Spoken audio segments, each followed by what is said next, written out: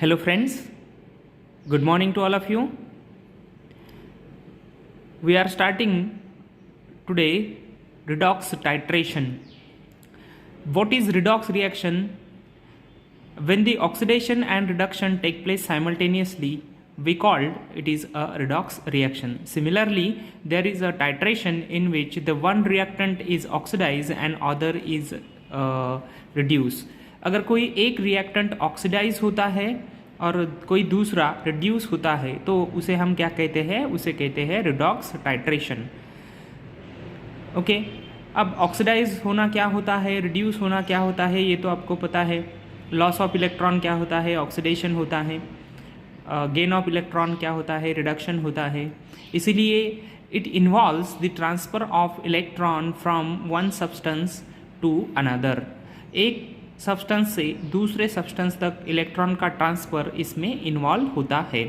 Okay, तो देखो redox titration क्या है कि जिसमें एक रिएक्टेंट ऑक्सीडाइज होगा और दूसरा रिड्यूस होगा और जिसमें इलेक्ट्रॉन ट्रांसफ़र इन्वॉल्व होता है, क्योंकि लॉस ऑफ इलेक्ट्रॉन क्या होता है? ऑक्सीडेशन होता है और गेन ऑफ इलेक्ट्रॉन क्या होता है? रिडक्शन होता है. ये कॉमन थिंग आपको पता है. Oxidation is the process of releasing electron. अगर कोई स्पेसीज, कोई मॉलिक्यूल्स, कोई आइटम अगर वो इलेक्ट्रॉन रिलीज कर रहा है, इलेक्ट्रॉन रिलीज होता है, तो उसे हम क्या कहते हैं कि उसका ऑक्सीडेशन हो रहा है. सो what is oxidation? Process of releasing electron.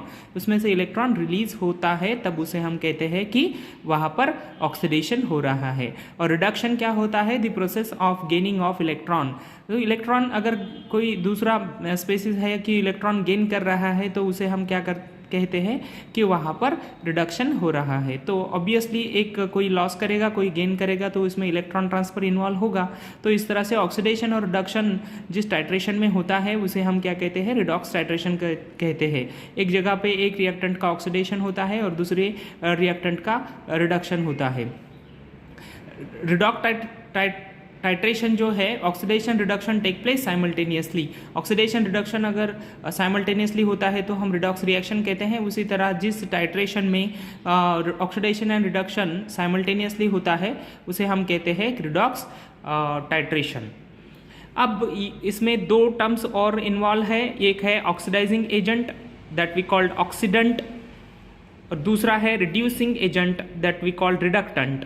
तो देखो ऑक्सीडाइजिंग एजेंट क्या होता है. अब ऑक्सीडाइजिंग एजेंट है तो क्या काम होगा उसका काम होगा दूसरे को ऑक्सीडाइज करना.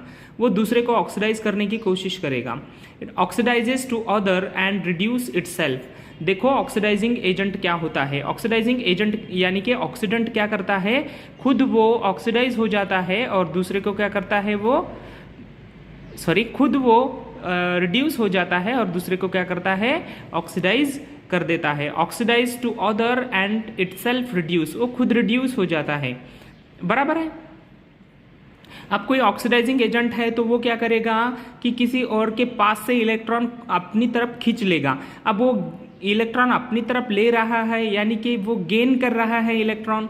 अगर कोई स्पेसीज इलेक्ट्रॉन गेन करता है तो उसका तो रिडक्शन होगा ना खुद का.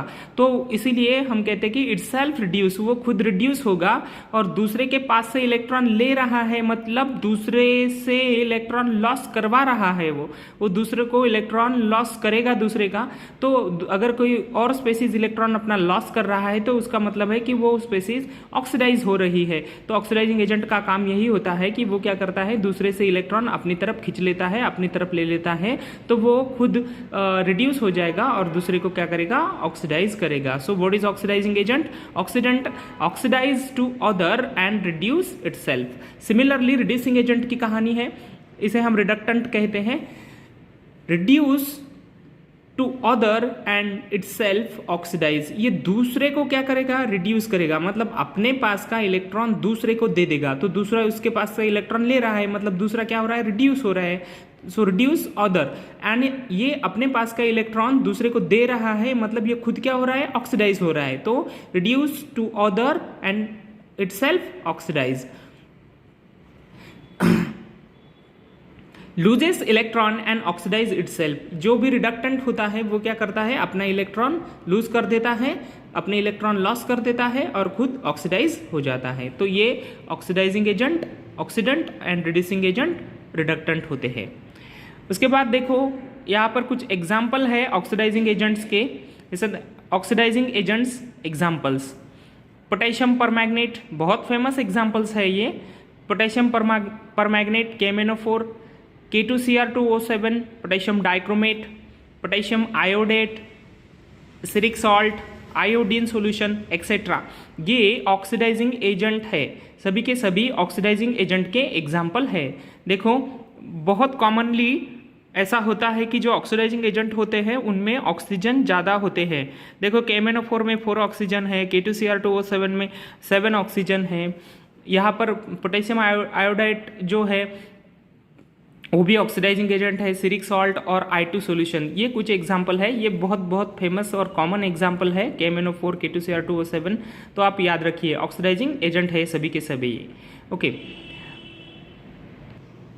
उसके बाद देखते हैं कुछ examples of the reducing agent. Reducing agent के एग्जांपल है sodium oxalate, oxalic acid, ferrous sulphate, ferrous ammonium sulphate यानी कि अपना मोहर सॉल्ट, ये कुछ एग्जांपल है रिड्यूसिंग एजेंट्स के। Sodium oxalate, oxalic acid, ferrous sulphate, ferrous ammonium sulphate यानी कि मोहर सॉल्ट, ये एग्जांपल है रिड्यूसिंग एजेंट के।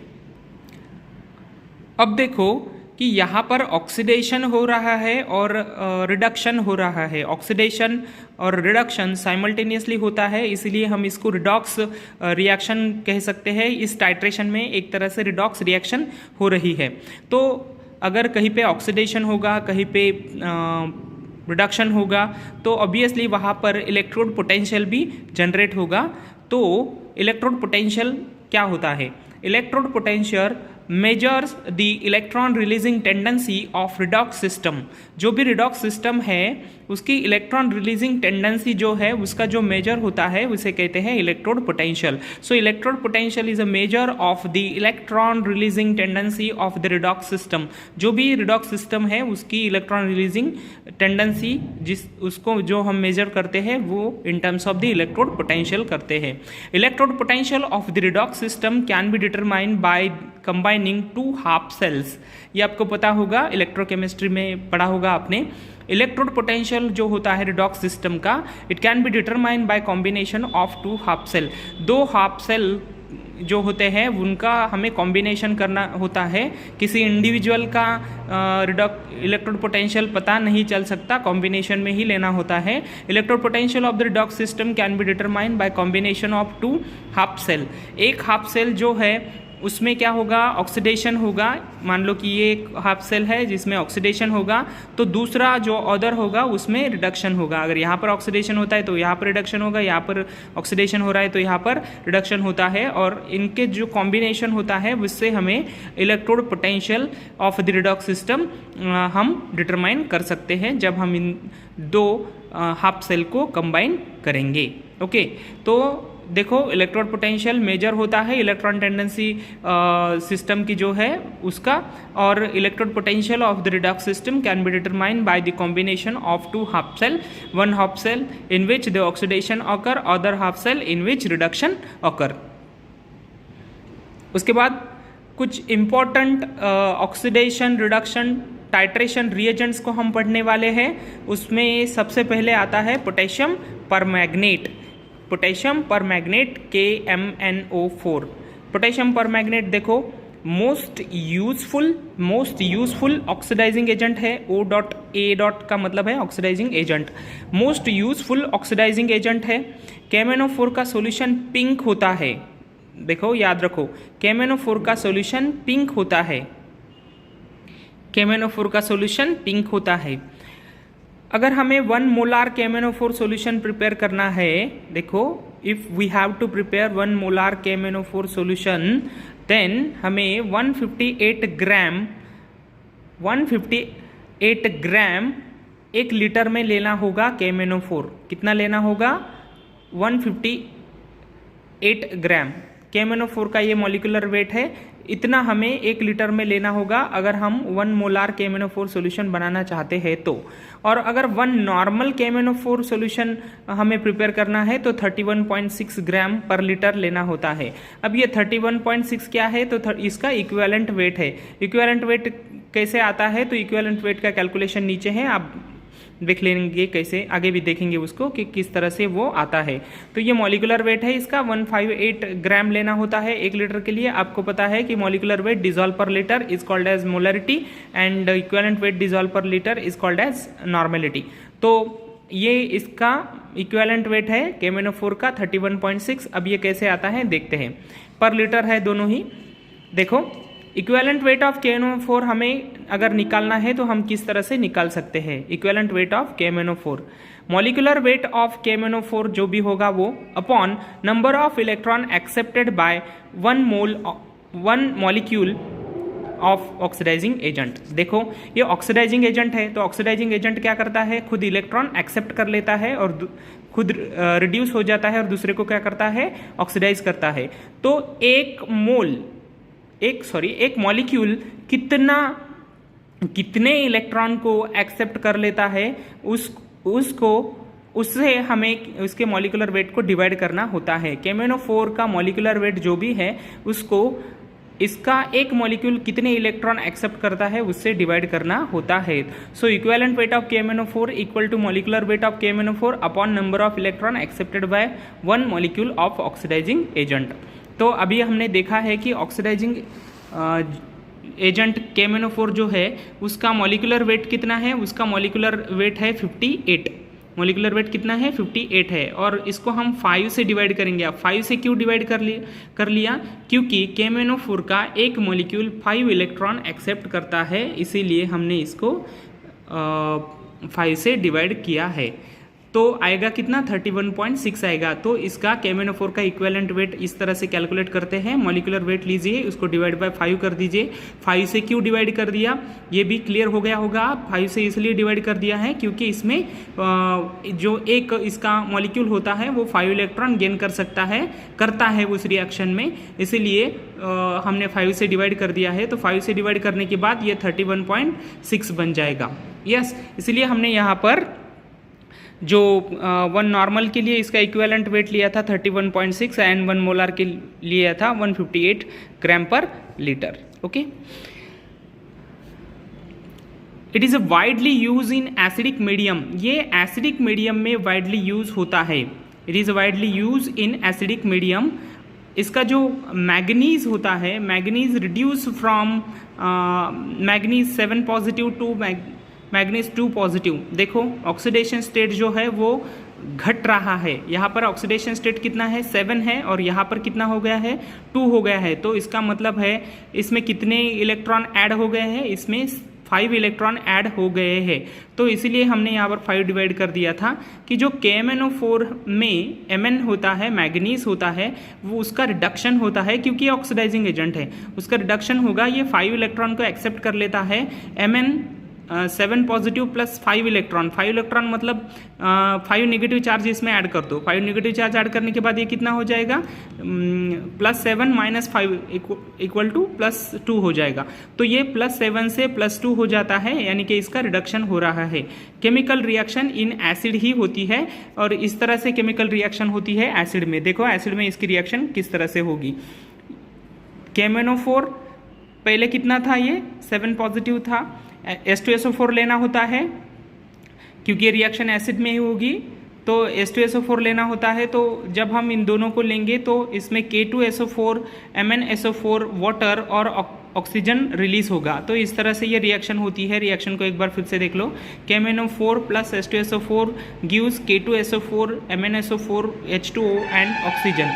अब यहाँ पर जो Mn है उसकी ऑक्सीडेशन स्टेट +7 है और यहाँ पर जो मैग्नीज सल्फेट बना है उसके ऑक्सीडेशन स्टेट +2 है। ऑक्सीडेशन स्टेट आप कैलकुलेट कर सकते हो। देखो इस तरह से कैलकुलेशन होता है ऑक्सीडेशन स्टेट का। ये देखो KMnO4 में मान लो कि हमें Mn की पता नहीं है, Mn की कैलकुलेट करनी है, तो पोटेशियम जो है वो ग्रुप नंबर 1 है, उस पर +1 चार्ज होता है। मैग्नीज का हमें पता नहीं है इसलिए हमने यहाँ पर X लिखा है। और यहाँ पर जो ऑक्सीजन है, ऑक्सीजन पे 2 नेगेटिव चार्ज होता है और ये कितनी बार है 4, तो यहाँ पर इस तरह से निकालते हैं। अब पोटेशियम का लीजिए 1 प्लस X हमें पता नहीं है, कैलकुलेट करनी है, प्लस ये 4 टाइम है तो 4 लीजिए यहाँ पर, और ऑक्सीजन पे कितना चार्ज होता है -2 होता है, तो इंटू -2 इक्वल टू 0। इस मॉलिक्यूल पे कोई चार्ज नहीं है इसलिए इक्वल टू 0 हो गया। अब इसको कैलकुलेट करो, ये हो गया 1, ये x, और ये हो गया 4 इंटू 2, 4 इंटू -2 -8 हो गया। और ये पूरा कैलकुलेशन करेंगे तो आएगा x इक्वल टू +7, यानी कि इस मैग्नीज पे कितना चार्ज है, +7 चार्ज होता है। तो यहाँ पर मैग्नीज पे +7 चार्ज है। H2SO4 में ये रिएक्शन हो रही है, K2SO4 MnSO4 फॉर्मेशन हो रहा है। MnSO4 में देखो, अगर इस Mn की हमें निकालनी है तो X, और सल्फेट पे -2 चार्ज होता है, यानी कि X -2 equal to 0, so X equal to become +2। Okay, तो ये एसिड में रिएक्शन होने वाली जो रिएक्शन है, ये रिएक्शन है वो।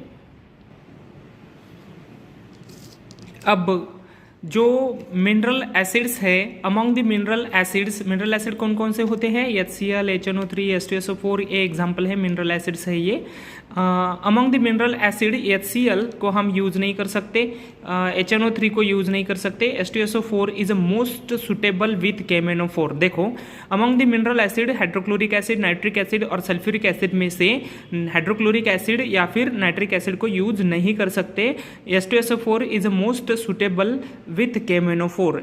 H2SO4 is a most suitable, इसलिए मैंने ऊपर ये क्रॉस करके रखे हैं कि ये यूज़ नहीं कर सकते हम, H2SO4 को यूज़ करना होता है। अब हम यूज़ क्यों नहीं कर सकते, देखो HCl जो होता है it shows reducing action, HCl reducing action show करता है, तो HNO3 इटसेल्फ ऑक्सीडाइजिंग एजेंट है, इटसेल्फ ऑक्सीडाइजिंग एजेंट है, तो खुद ही ऑक्सीडाइजिंग एजेंट होने की वजह से HNO3 को यूज़ नहीं कर सकते, और HCl रिड्यूसिंग एक्शन दिखाता है इसलिए नहीं यूज़ कर सकते। तो H2SO4 जो है वो मोस्ट सुटेबल होता है to use with KMnO4। Okay, तो याद रखिए मिनरल एसिड जो है HCl, HNO3, H2SO4 में से आप कौन सा लेंगे, H2SO4 लेंगे, क्योंकि HCl रिड्यूसिंग एक्शन दिखाता है और HNO3 जो होता है वो इटसेल्फ ऑक्सीडाइजिंग एजेंट होता है। Then redox titration with KMnO4, redox titration जो होता है वो KMnO4 के साथ, उसको हम it can be perform with a reducing agent, reducing agent के साथ भी परफॉर्म कर सकते हैं। For example reducing agent FeSO4 के साथ परफॉर्म कर सकते हैं या फिर ऑक्जेलिक एसिड के साथ भी परफॉर्म कर सकते हैं। तो हम पहले देखते हैं कि इसकी रिएक्शन किस तरह से होती है अगर हम रिडॉक्स टाइट्रेशन KMnO4 का रिड्यूसिंग एजेंट के साथ करते हैं FeSO4 के साथ। तो रिएक्शन इस तरह से होगी, देखो KMnO4 plus FeSO4 ferrous sulphate, क्योंकि ये +2 ऑक्सीडेशन स्टेट में है, +2 ऑक्सीडेशन स्टेट में यानी क्या होता है, फेरस होता है, प्लस H2SO4। KMnO4 को हमें एसिड में तो लेना ही होता है और हमने रिड्यूसिंग एजेंट यहाँ पर ले लिया है, तो इस तरह से इनकी रिएक्शन होगी। रिएक्शन किस तरह से होती है, देखो KMnO4 plus FeSO4 plus 8H2SO4 gives K2SO4 plus MnSO4 plus Fe3 positive.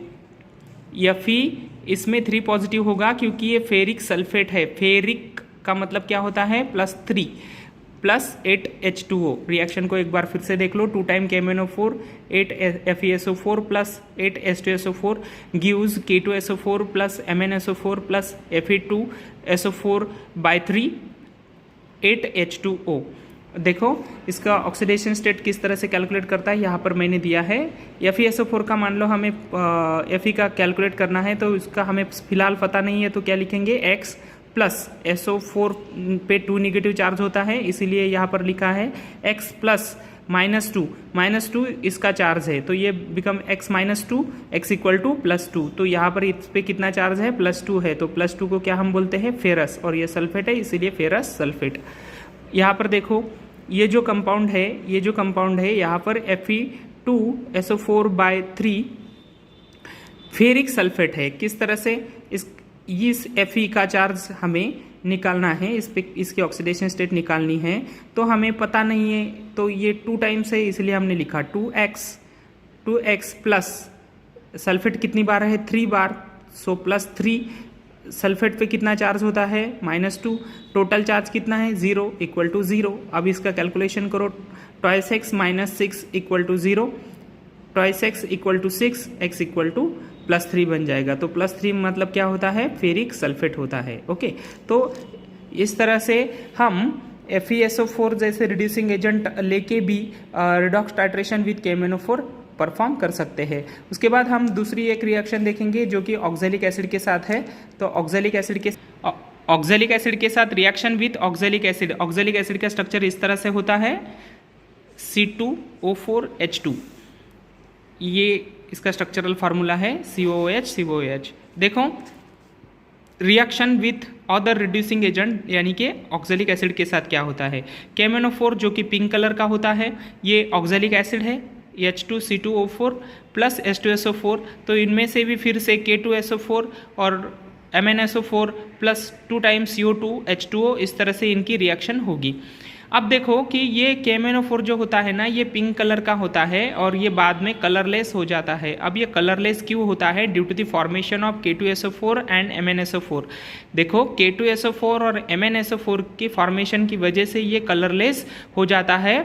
असल में पहले इसका कलर कौन सा होता है, पिंक होता है, पिंक टू कलरलेस। इस रिएक्शन में कलर देखो, हम ऑक्जेलिक एसिड के साथ अगर रिएक्शन परफॉर्म करेंगे तो पिंक टू कलरलेस बन जाएगा। और कलरलेस क्यों होता है, due to the formation of K2SO4 MnSO4 colourless होता है।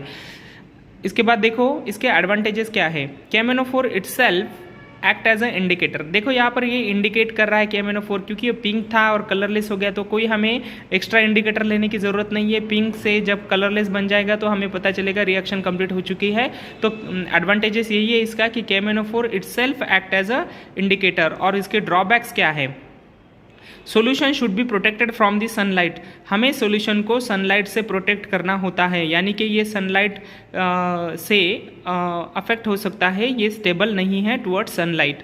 Less stable in acidic and basic medium, दोनों ही मीडियम में, अल्कलाइन मीडियम ले लो या फिर एसिडिक मीडियम ले लो, इनमें ये स्टेबल नहीं है। और थर्ड है, it can not be use as a primary standard. इसको हम प्राइमरी स्टैंडर्ड के तौर पर यूज नहीं कर सकते। ओके, तो ये इसके ड्रॉबैक्स होते हैं। ओके, आगे का पोर्शन हम नेक्स्ट लेक्चर में देखेंगे। Thanks for joining, thank you very much.